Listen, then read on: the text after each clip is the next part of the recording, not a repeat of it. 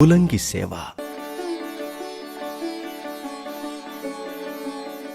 వివిధాలు, విచిత్రాలు, సుగంధాలు, రమణీయాలైన పుష్పమాలలతో శ్రీవారికి వస్త్ర రూపంగా, ఉత్తరీయ రూపంగా, ఆభరణ రూపంగా, కిరీట రూపంగా, శంఖచక్ర రూపంగా శ్రీవారి తిరుమేనును అంతటా పుష్పమయంగా అందంగా అలంకరిస్తారు.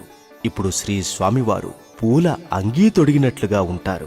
కోటి రెట్ల సౌందర్యంతో సాక్షాత్తు మన్మథాకారునిగా దర్శనమిస్తారు మనకు.